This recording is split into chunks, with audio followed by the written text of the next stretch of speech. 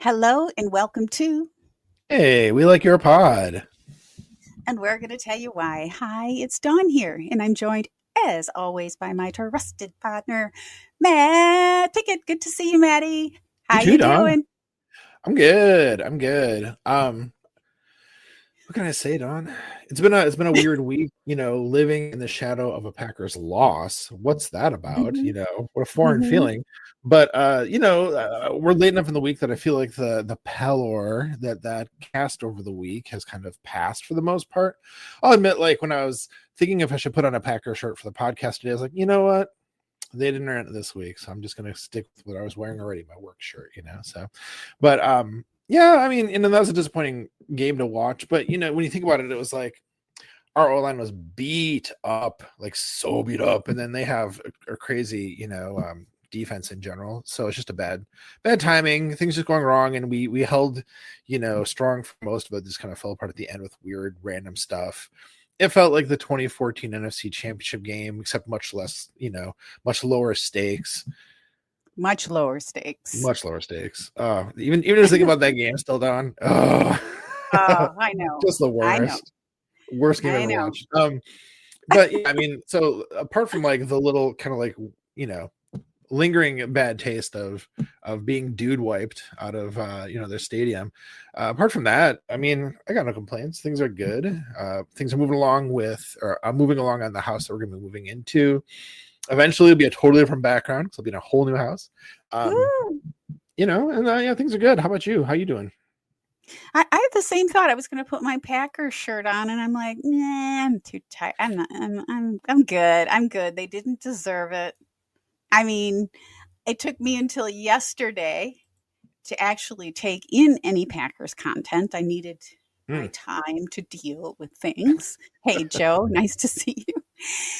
So, yeah, things are okay with me. I have a lot of thoughts. I mean, obviously, about the whole experience, and I'm trying not to overreact. It just was such a weird game. I wasn't super comfortable because we were 10-0 most of the game. So it was only two scores.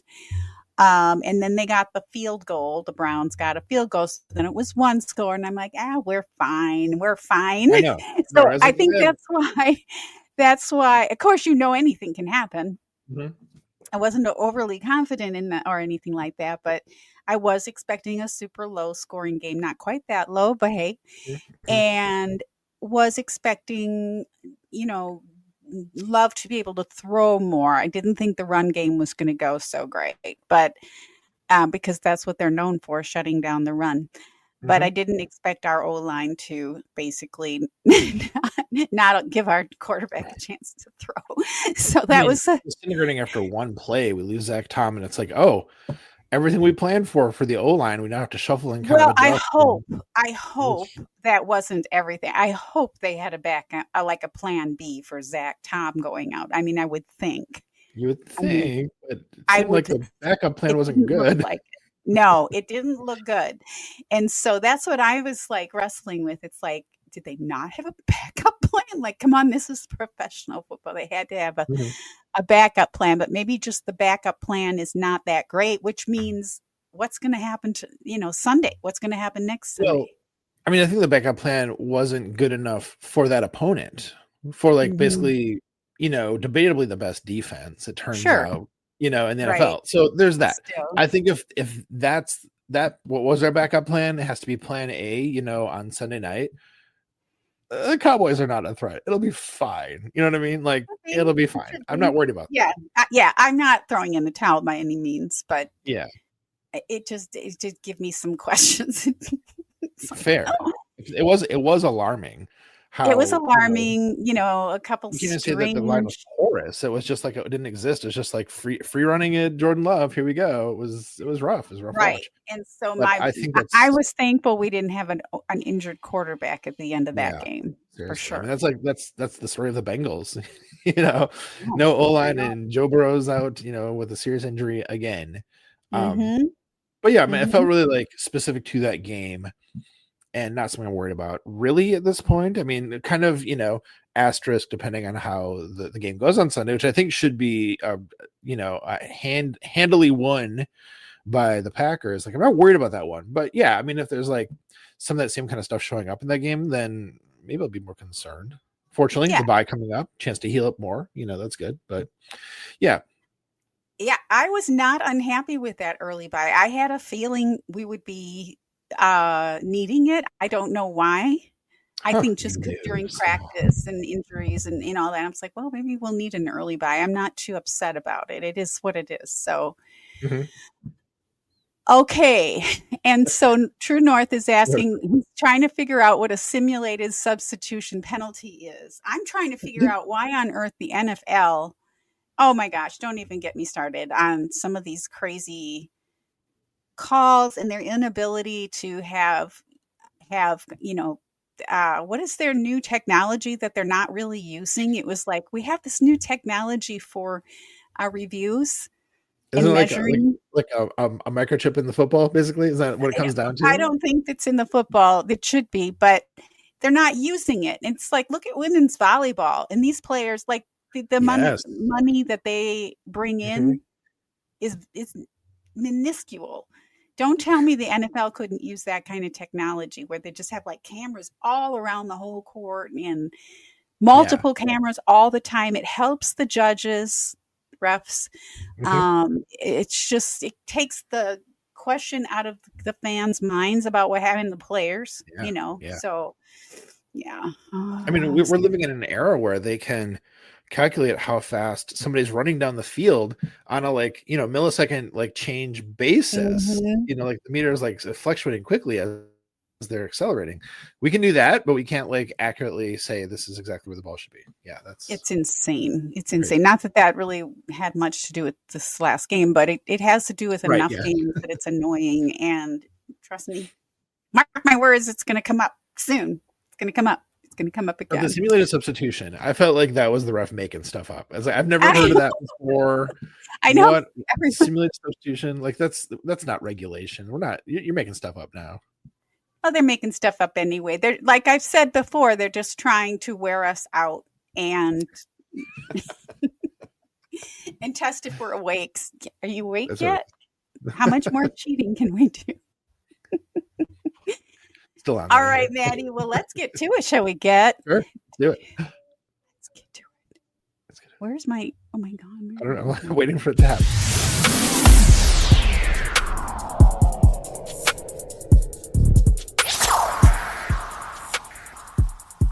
It's time for this week's superlatives. You know what time it is? I do because the what do you call that? The clip, the insert tells me what it is. The Tells me I forgot what I called it. I'm sorry, I'm so tired. there's a technical Um, term for it. We'll just say the the thing, swoosh the transition. transition tells me what Yes, time it is now. Yes, it's it's our time for transition. superlatives. Oh, Maddie, so you have some superlatives this week? I I have a got few. four. Yeah, so this week I have three that are thematically connected plus a bonus one. I could volley, I could go back and forth, or I could do them all as a block. I'll defer to you, Don. What would you prefer to do? I have four too. I'll start. Ooh, go for it. Okay, I can't believe it. Okay, let's go. All right, best stat, sort of. Okay. It's best because it made me think and it made me do a little research, but I don't think it was correct. But let me tell you what it is. But it was almost correct, and that's not the point. That's not the point. So this comes from Packaday and Andy's collaboration with Paul Farrington and Ziggy. Which I'm And I loving, don't know if by you the way. caught those. So Yeah, smart. they're fun. So Paul mentioned a little stat in quotes. In Jordan Mhm. Love's 37 career starts as Green Bay's QB1, when he commits a turnover, fumble, or interception, the Mhm. Packers are 6-13. When he's turnover free, they're 14-4. This is per Paul Farrington. Now, I had to look that up because I had questions. So I looked it Mhm. up and I found out that as of the end of week 3, so currently in Mhm. 2025, Jordan Love has started 35, not 37 regular season games. So maybe they were adding preseason in there. And I don't know where he got his stat. He might have said, but I can't remember. Um, so his current record as starter stands at 20-15, according to Stat News, not 20-17. Hmm. So there's 2 extra games. So I'm not sure what that is.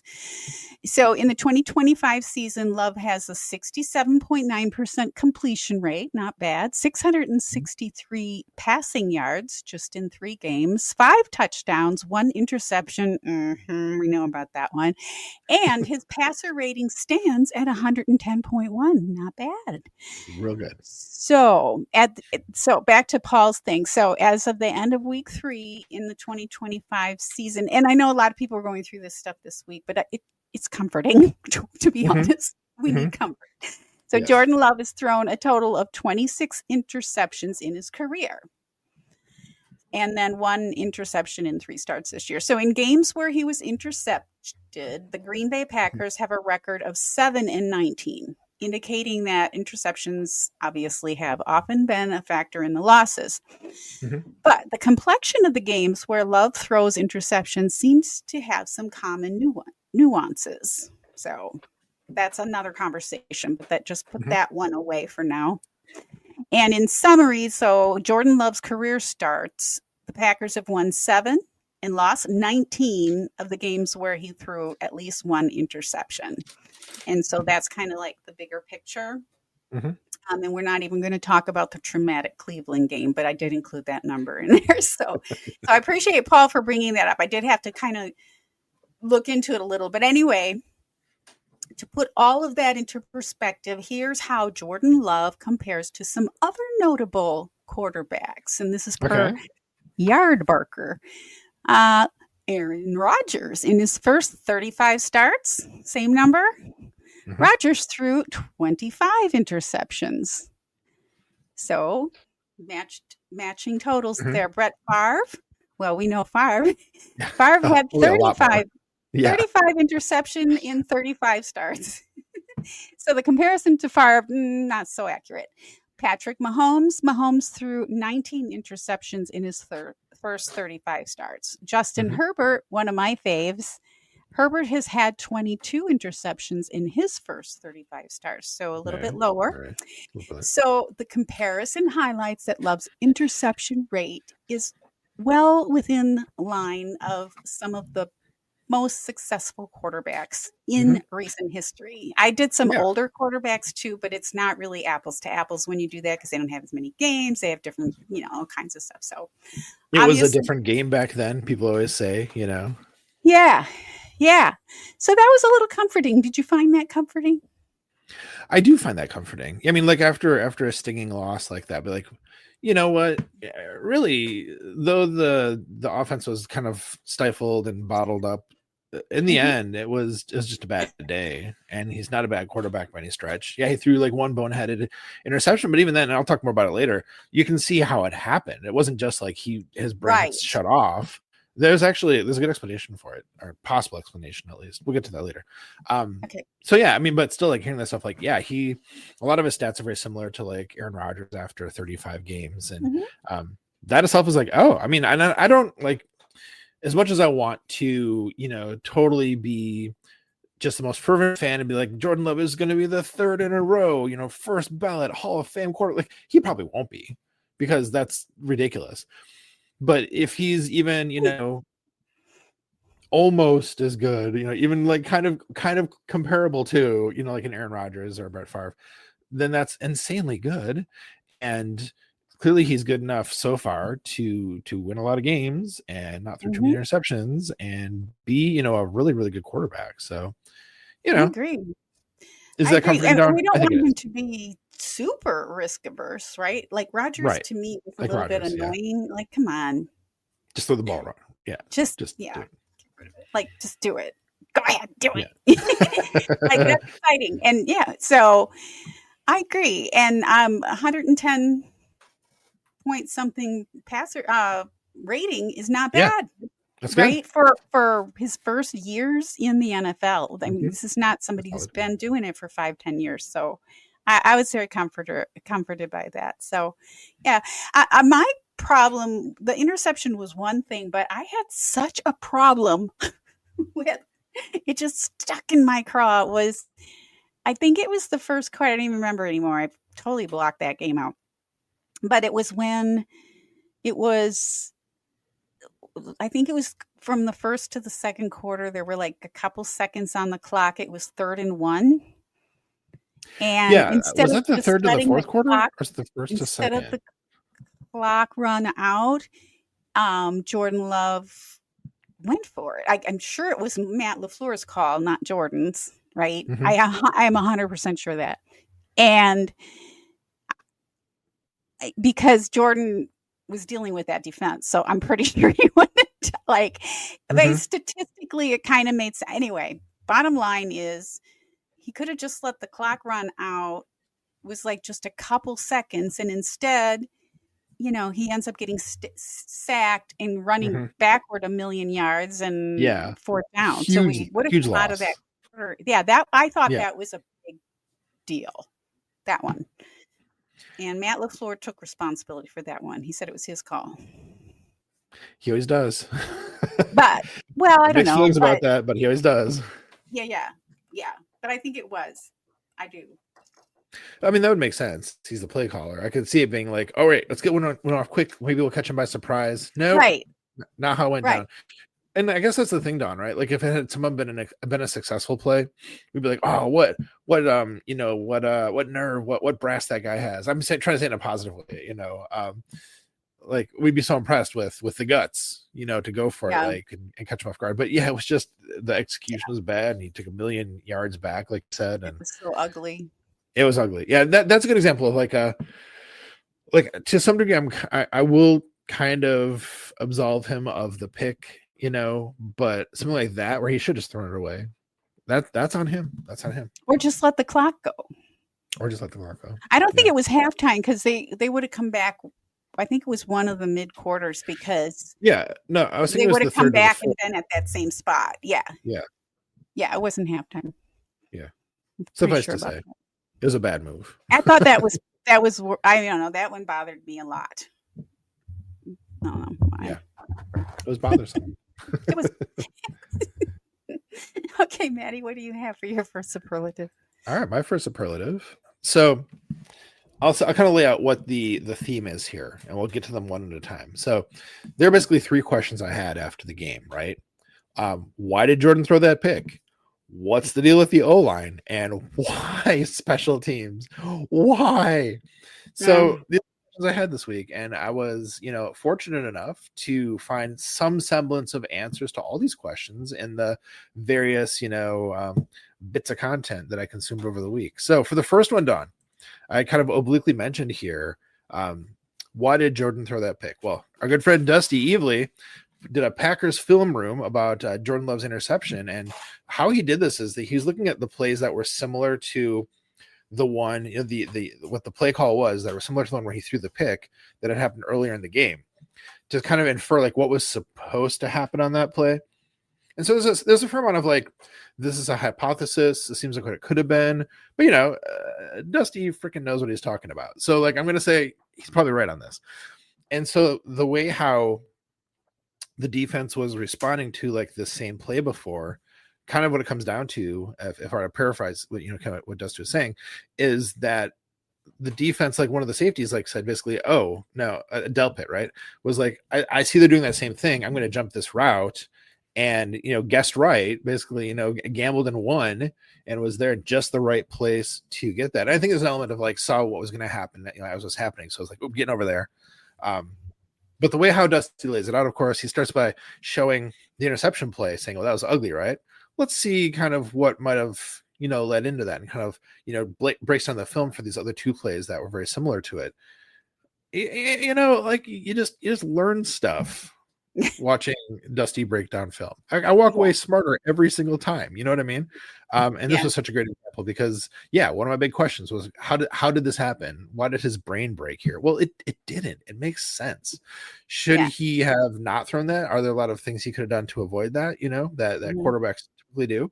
I mean, not knowing a lot about what quarterbacks typically do, but stuff I'd heard other places this week. Like, yeah, he probably shouldn't have done that. I mean, interception, but Right. Dusty shed some light onto like kind of what probably was going on there and why it kind of makes some sense that it would have happened. So that was super helpful for helping me to remove some of the sting of the game, understanding better why that interception happened. So thank you, Dusty. I like that. I'm feeling like this is therapeutic, and Yes. even getting the superlatives ready for tonight, I felt was somewhat therapeutic. It's a way of dealing with loss Mm-hmm. and becoming more informed, right? Yes. I love that. Yeah. Well, thank you, Dusty. All right. So maybe a little backtracking on this. We might feel bad again. Come on, my Don. next We're trying to make progress. my next superlative is worst loss. Why this one feels so bad. It's not just us. It's Sports Illustrated by Jacob Westendorf. So he had an article on Sports Illustrated Uh-huh.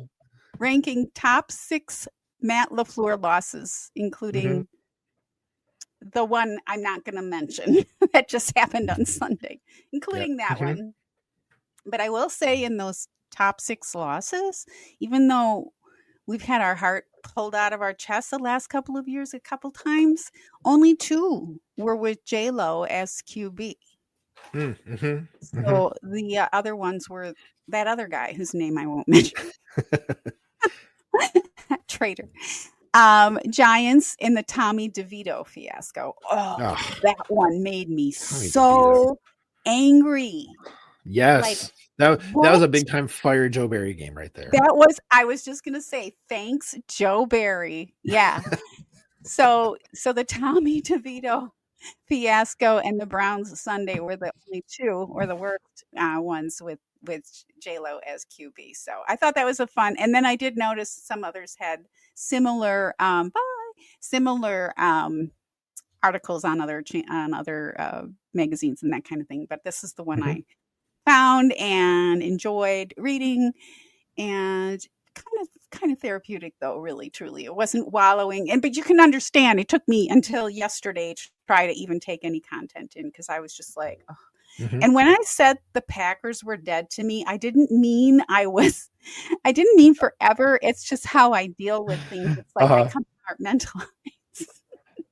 So, It's so like, behind the scenes, Dawn's referring here to a text she sent me after the game, and I was like, I responded with a GIF that was like, "Whoa!" no, I wasn't. It's just how I deal. It's like, you're dead to me, and then I don't have to think about it for a while. But I'm ready. I'm getting warmed up. Uh-huh. Watched a little bit of this Thursday night football game and getting ready for Sunday. And Sunday's Sunday night football, isn't it? Yeah, Night love that. game. Woo. Yeah, Okay. should cleanse the palate. Wash that taste out. I think it will. It should, but I think the Cowboys and Jerry, they would like nothing more than to, you know, Oh yeah, he has something Jerry to be proud of because he's been humiliated so much by the cheesehead. yeah. Jerry probably wants to like prove that he was right. No, Mhm. no, buddy, you are a Yeah, dum dum. yeah. I just want our QB not to be like. I just want our O line to protect our QB, please, It'd be just good. It'd please, be good. yeah, Yeah, please. seriously. So, so shout out to Jacob Westendorf, right? Um, whom we love. Now, did you notice? So Paul Farrington with Andy, right? He brought up like an article in Sports Illustrated with the Packers losses. It didn't occur to me. I didn't make the connection. Was he talking about Jacob's article? Do you think? He might have been. I don't He might have been. remember. I'm not He might sure. have been. I don't think he mentioned Jacob Westendorf, but he could Right. He have didn't say been. who the author was, but could have been. Could have You been. never know. Connection Yeah, there. I saw a few different ones and I didn't write them all down. So they're Right. not in my brain right now, but I'm having a forgetful brain today. I'm gonna say headcanon, Don. Headcanon is that Paul Farrington was referencing Jacob Westendorf on the show with Andy Herman. That's what I'm gonna go with. So Oh, okay. Yeah, I don't think you mentioned Jacob, but yeah. I was listening on 1.5 speed, so anything's possible. That's how I take Don, in all I of can it. only listen on 1.5 now. When I listen to stuff at one time speed, I'm like, man, can't It's they so pick up the pace a slow. little bit? It's so you guys are talking so slow. Come on. Which I I realize is know. also affecting like if I'm watching like a TV show. I can't watch it 1.5 speed. There's times I'll be watching TV shows. I'm like, why are they moving so slow? I'm like, oh yeah, because I've gotten too used to listening to podcasts at Mhm. 1.5 times speed. Yeah. When I listen to myself doing, like, when I've done a true crime video, it's Mhm. like, "God, I am talking so slow. What is wrong with me? I have to speed myself up." I sound so much better at 1.5 or at least 1.25.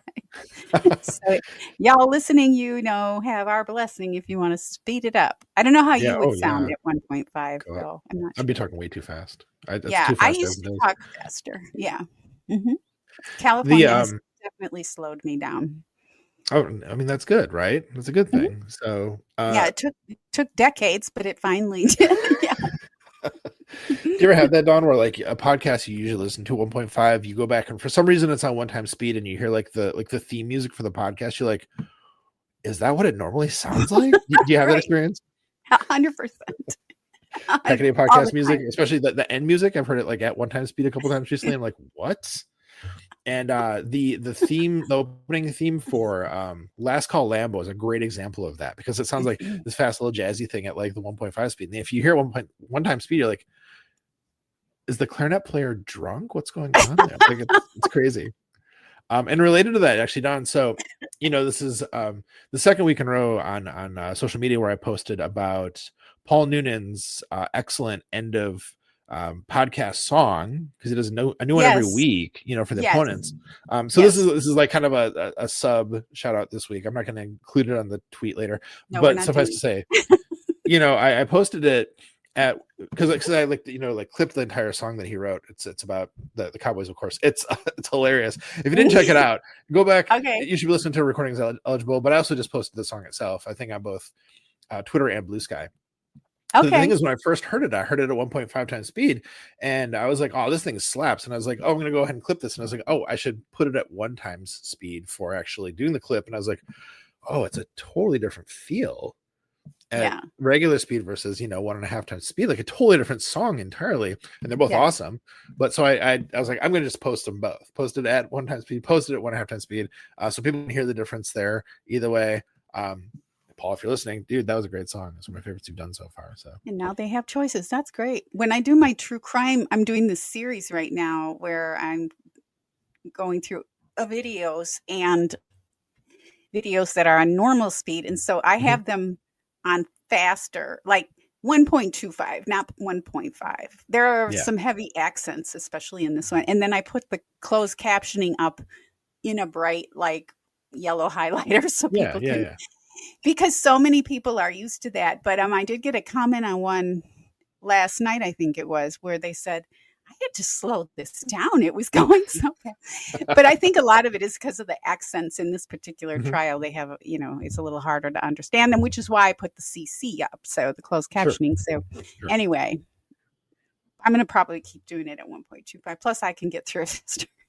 It makes a big difference when you have like 80 hours of testimony to go through. Oh yeah, Yeah. seriously, you gotta get through that somehow, some way, indeed. Yeah. It's going to take a few months to get through this series, but it's worth it. It's worth it. All right. Well, Don, this is a good segue into my second superlative. Actually, you know that. All right. So, I mentioned I had like three big questions. My second big question was like, what happened with the O-line? What's the deal? And so, in three different places, the same guy was there to help shed some light on what the heck happened here. I'm talking about Mike Wall, former Packers player. Mm-hmm.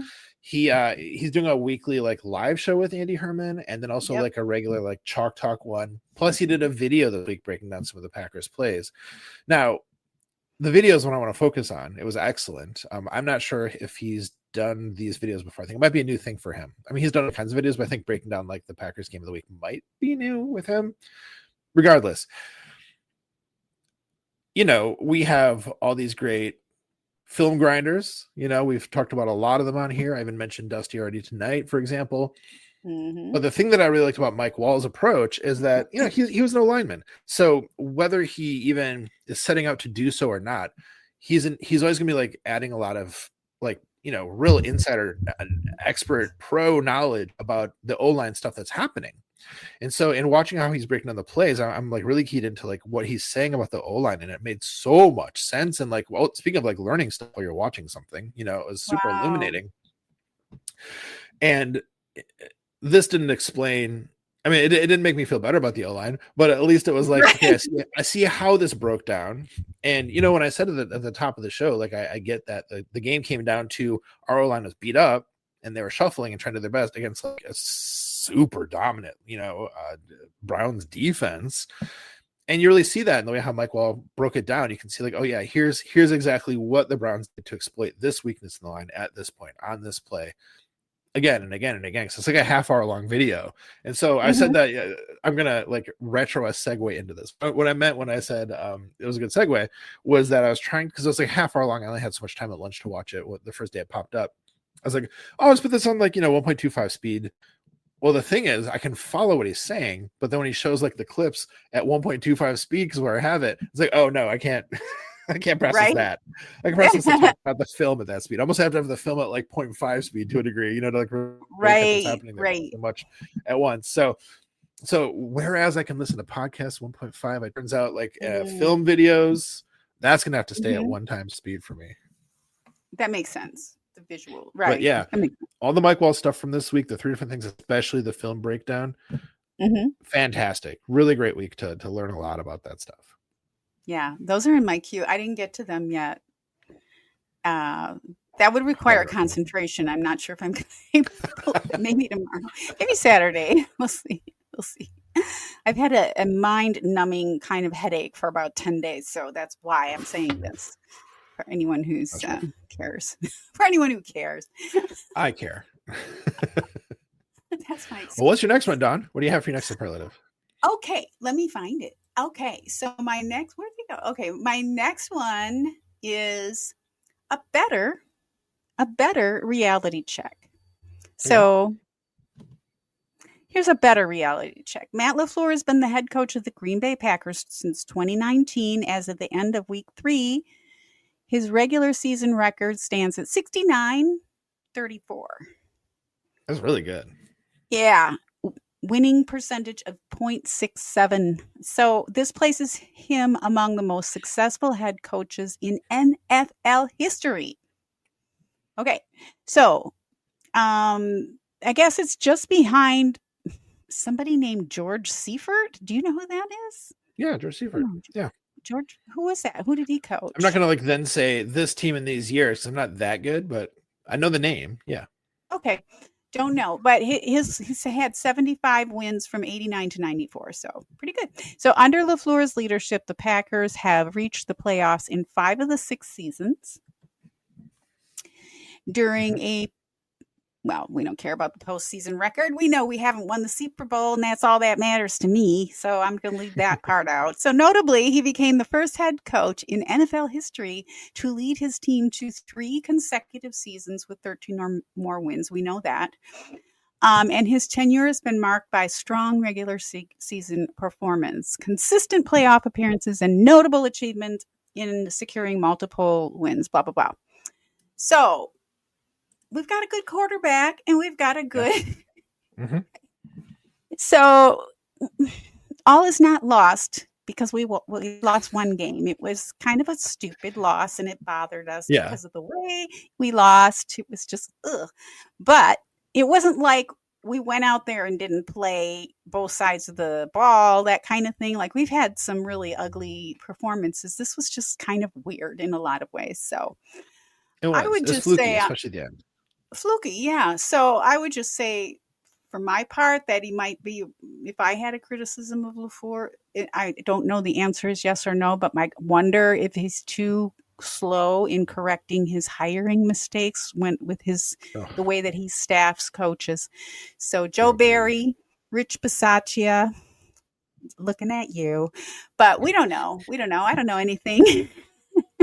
I had And the just Bisaccia one is tricky. It's been, yeah, after the week we had, a lot of people are talking about it, and you hear a lot more analysis than I think we've heard most weeks, because it sure was frustrating. yeah. Yeah.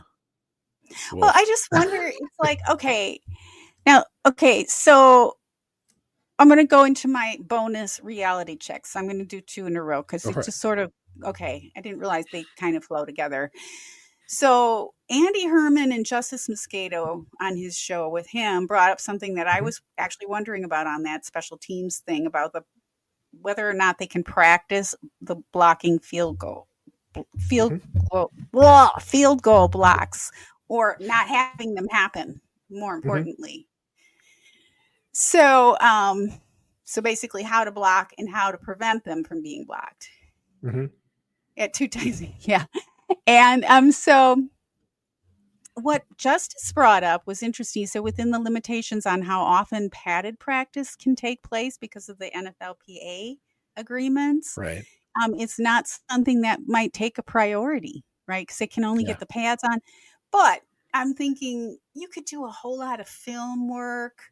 We know players get together outside of practice and Sure. do things. Yeah. You could definitely do a lot of film on that. And it did seem to me like all around the league last week, there were like 7 blocked field goals, right? They were It was a like crazy high happening number. Yeah. 10 minutes of one another. It was great because I was watching. And it's like, okay, it's kind of smart. It's smart special teams coaching. If you're thinking it's early in the season and teams are kind of, not quite all together there, especially special teams, because it seems like special teams is almost like an afterthought in a lot of ways. And so that's really smart of some special teams coaches on some teams to actually Hmm. exploit that other teams might not be ready, right, for this, and to do it, early in the season before teams are kind of really looking for that. And I think also with the Packers having such a strong offensive line, offense in general, being Hmm. known for that, and then this year a really good defense, special teams is like, hey, yeah, well, they'll take care of themselves. I don't think so. I think that there needs to be a lot more. I think it's been shown season after season here that special teams needs a lot more work, a lot more prioritization, Hmm. and within, of course, the limitations of what they can do in practice and all that. But it's just kind of weird that some teams really have the beat on this, especially Hmm. early in the Hmm. season, whereas some teams don't. And so I have to believe that that's because they're thinking about it more. Like, and they should be. We should expect them. We should expect the Packers special teams coaches to be thinking about this more. I don't think that's unreasonable. What do you think? Ooh, a lot of thoughts, Don. Because that actually goes really nicely into my third superlative. So if I can Good. transition into it, Yes. um, like I said, a lot of people are talking this week about, like, how do special teams work? What is Rich Bisaccia doing here? Why are there failures? And so I really Mhm. like the dive into this that John Meerdink did on his podcast Blue 58. Which, people, if you're not listening to that, come on. Um, Mhm. because he really wanted to look at it, like, why do we have these problems year after year with the Packers of terrible special teams play? So I said, let's look at the factors, right? Is it that Rich Bisaccia doesn't know how to do this? Well, if you look back at the special teams rankings that you see every year from what's his face, Joe will probably hit me in the chat before I can think of the guy's name, the annual special teams rankings.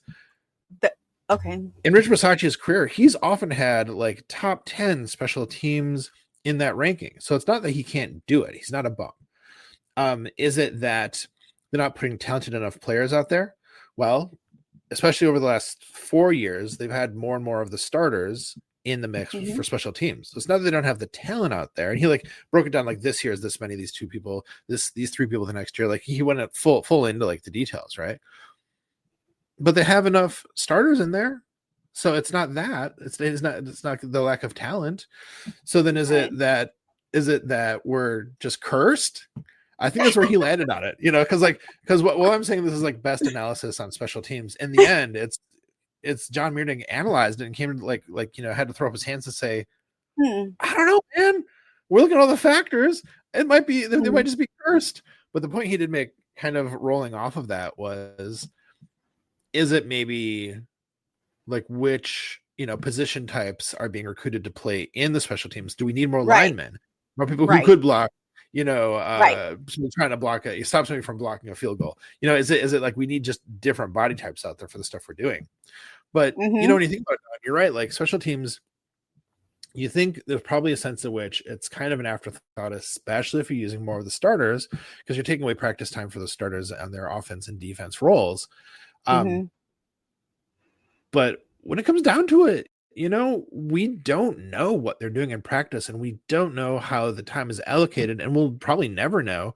So it's like, is Bisaccia being given enough time to work with them?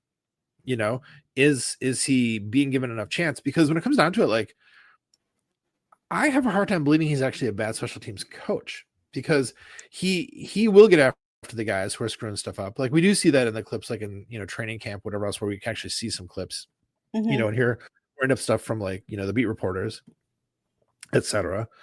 So I don't think it's like he's too like soft with them. I think he gets on their cases when they screw stuff up, and he knows his stuff because he's had good special teams in the past.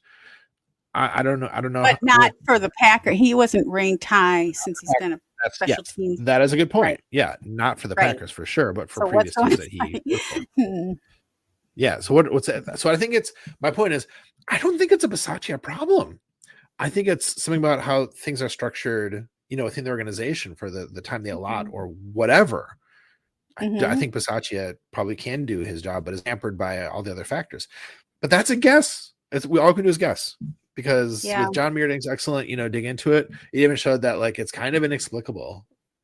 So will we know? I don't know. But in the meantime, gosh, Don, I hope they figure some stuff out, because it was a really bad game on special teams. And especially, I think when it comes down to it, the penalties are maybe the most frustrating part of it. They've been so penalized on special teams this year. It's like, if we can at least clean that up, maybe we can bring it up to like not the worst thing every week. I mean, in the end, I guess it will, because if the offense is good, the defense is good, and by default, special teams will be the worst. But you know what I mean? It won't be like the most frustrating thing, hopefully.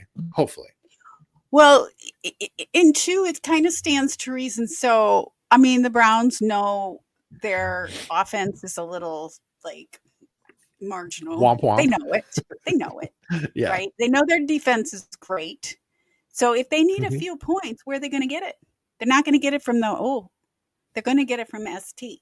So it's kind of like, that's what I'm saying. That's why I started thinking about the Browns, and it's like, and some of the teams that did well with that this weekend. I can't even remember who they are anymore. I think the Eagles was one.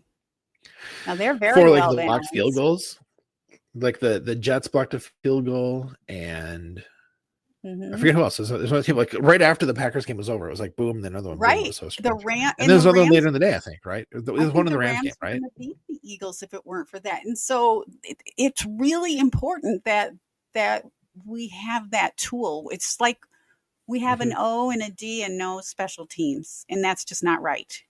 Like we can't be the Green Bay Packers without that. It's even if it's just 3 points, it would win the game. Yeah. It made all the difference last weekend, and we've seen it make the difference, and it made all the difference for the Rams. Not that, I don't know anything about their history with special teams or anything like that, but I'm just saying it's too important. It's glaring. I mean, everybody's questioning it because it's been a recurring theme. So, it's really sad. It's really sad. Yeah. We can't expect the offense to be perfect. We can't expect no mistakes anywhere. But we can expect that at least the special teams has like the same rate or the same reasonableness rate of success and errors as it should be. Yeah. It's because it's bad. It's bad. It's so maddening. So an interesting point from True North here. Go ahead and read this one real fast. True North says, Packers kicking teams are good. Mostly agreed, but they may not have the best body types for special team blocking. Do we want to use roster spots for these players? well, I don't know if it's like special roster spots. Like he has had like Christian Welch, good example, right? To a degree, Zane Anderson.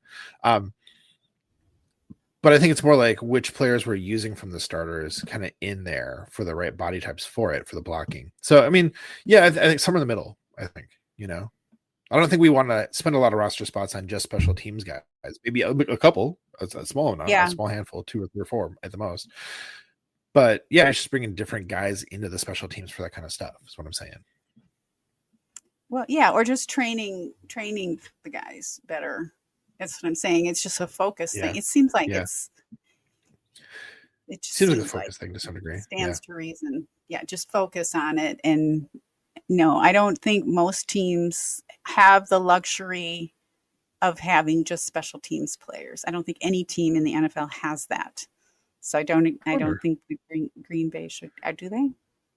I think most teams do have at least a couple guys. I think. I don't know. I'm just saying off the top of my head. I think, but I'd have to really look into that. I don't know for sure. Research. But now you got me curious, Dawn. How many special teams dedicated? I think I thought about this before a couple of years ago, and I looked into it, but I'll have to do it again because I have no memory of anything. I'll just say I think it's not uncommon. I'll just say that. What? I said I think it's not uncommon that there are more like dedicated special teams players on most teams, I think. But we'll look into it. We'll get back to you, folks. We'll see. Yeah. We'll see. Okay. So, do you have any other superlatives, Dawn? I think you have one more. Was that your last one? I have one more. No, I have one more. Nope. I'll tell you what it is. All right, here we go. Tell us what it is. My last one is, so those are my big 3 questions I was grappling with that people kind of stepped up and talked about in their content this week. So my bonus one is apart from all of these. That's why it's a bonus one. This is coolest crossover. So right after the game was over, one of the first podcasts to hit was this week's episode of the Repack from Frozen Tundra Frequencies. This is the one that Evan Tex Western does. Remember when he was on the show? Wasn't he great? Evan was awesome. Yes. So yes. He is traveling, I think, in Croatia currently. He's like throughout somewhere in Eastern Europe. And so he met up with at least one of the guys who does the Cropack Crow podcast, which is cool. Completely in a foreign language. I've never listened to it because it's in Croatian, right? But like one of the guys who's part of that podcast and whose handle on social media is Cropack Crow has been a great follow for a long time. Really enjoyed that account. So Evan met up with them in real life, watched the game with them, and then did like a crossover podcast with the Repack and Cropack Crow podcast. And it was awesome. It was awesome because on one hand they're talking about like their analysis of the game and like, that's great. That's really great. But then he got into talking to them the same kind of stuff we do with our guests, saying like, well, how did you guys become Packers fans? You're out here in Croatia. Like, how did you become a Packers fan? And just hearing the story of how that happens internationally was fascinating and like really cool, to think like our small market team, our beloved Green Bay Packers somehow can become popular all over the planet is bananas and it's really cool, And so just hearing about the stories of their fandom, it was neat. It was really neat. That's really neat. I'll have to listen to that. I'll add too, Don. I highly recommend. Of course, I'll add to that. After the game, we were all, kind of angry and sad and whatever else, frustrated, annoyed, whatever emotions we were dealing with. Not great emotions. But listening to that podcast, because I listened to it that night, because they usually come out. Okay. That did a lot to help me just kind of like take a breath and feel better about stuff. Yeah. Like, this is a really wonderful, podcast right now. It just hits where it needs to help me kind of like take a breath and be like, okay, you know what? Right. We're good. So yeah, right. It was good stuff. Because Matt, it's about the people. It's about the people. Yes. The fans, the community, getting to know folks you would never otherwise met, doing podcasts with people you wouldn't have otherwise never have met, We never knew each other. And True North says, I want to see this new documentary, No Packers, No Life. Where's that, True North? Where's that? I haven't heard it. Have you heard of that, Matt? I haven't. I don't know if he's making that up or if that's a real thing. I don't know. Oh, is that a joke? Okay. Actually Googling it. No, it's a heartwarming documentary. It follows a passionate group of superfans, not in Wisconsin, but in the heart of Tokyo, who live, breathe, and bleed green and gold. I didn't know about this. Okay. I Might show up might in a future have. superlative. We'll see. Is it new? Might show up. Okay. Cool. Well, that's very cool. Yeah, I have a friend who's from Croatia. She spends a couple months there Mm, every summer. It's beautiful. It's beautiful there. mm-hmm. I bet he just got some really great photos and had some great memories, but it looks like a place I could live. Really. I mean, it's gorgeous. All right, Maddie. Well, any final thoughts before we bring her home? It looks like the Cardinals are not pulling it together. The score Mm, is fourth quarter, just started 17 Seahawks, 6 Cardinals. They've had two yikes. field goals. Hmm. Well, fortunately, it's a game we don't care that much about. So, Don, I think my final thought is it's this. It's this. Get a grip. You know, it was a bad game, and I'm not saying this to you. I'm saying to like Oh, the no, not to you, Don. No, you're fine. You're cool. No, to people who are like going overboard on social media, like we need to fire LaFleur and Jordan Love's a oh, bum, and like he's not right. the one, and like clean house. Like, yeah, get a Yeah. grip. It was one Yeah. bad game, and every team, like how many undefeated teams, have there ever been? One? Is that right? Is it one? The Dolphins 1 year? Is that it? So like going undefeated is virtually impossible because the other people out there, they're being paid to play too, and they're professionals and they're all like, amazing athletes. So one bad game. And yeah, okay, we thought the Browns were, the color of their uniform was fitting. We all thought, dude wipes, we all thought they're poo-poo, right? But their defense is for real, and it was a bad day for us to play against a good defense in their O-line. And so get a grip. Get a grip. This isn't the Packers are bad. We need to clean house. This is still a team that's, probably going to make it into the playoffs, could make it to the championship game, could make it to the Super Bowl. I'm still going to say that. So get a grip. Joe says, what am I supposed to grip? Joe, I don't know if you need a good grip, man. I don't know if you're one of those people calling for people's heads. I don't think you were one of those guys. But what is the grip on reality? I think is what people mean when they say that. And True North is calling me out for turning into negative Dan Kotnick from Lombardi's Bar. Hold on, you hold your mouth there, True North. I would never. But yeah, suffice to say, it was one bad game. No one needs to be fired. Get a grip. And let's enjoy the rest of the season. Let's move on to that next game, which should be a whooping in Jerry World. We'll see. We'll see. It's early days, and what are we going to do? Fire everybody in the middle of a season at the beginning of a season? That wouldn't make any Yeah, sense right. anyway. So that's one reason I am glad I am not on Twitter. It's so refreshing. Yeah. It's funny you say that, because like with the season, go ahead. Okay, I was gonna say, so with the season back in,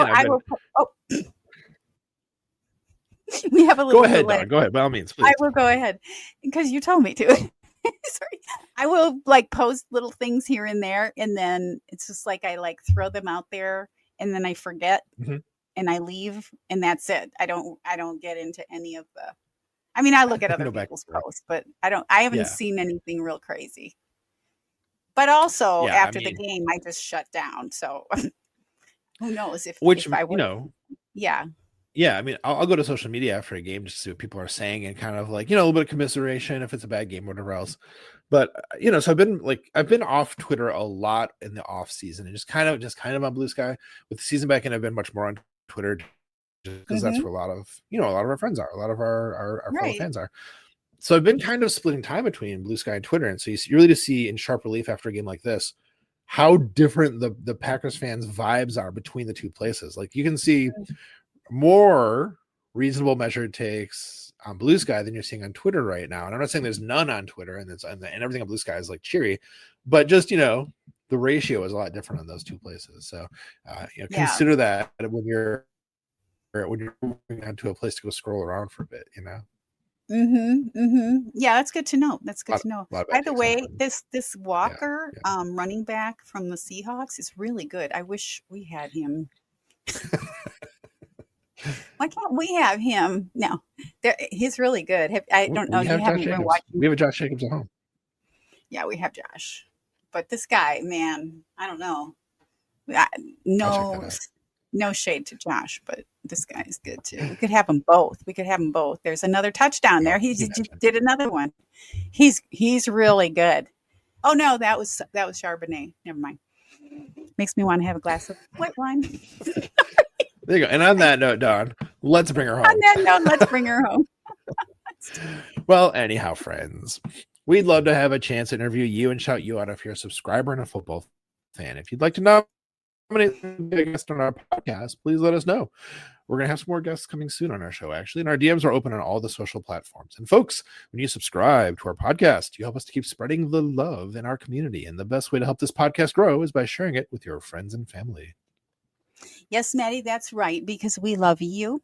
We're so glad to know you, especially you in the chat, and be fans of you. And had the luxury of being fans of the most storied team in the NFL. Mm-hmm. We appreciate your support, your subscriptions, and sharing our pod, and we look forward to seeing you next week on Hey, we like your pod.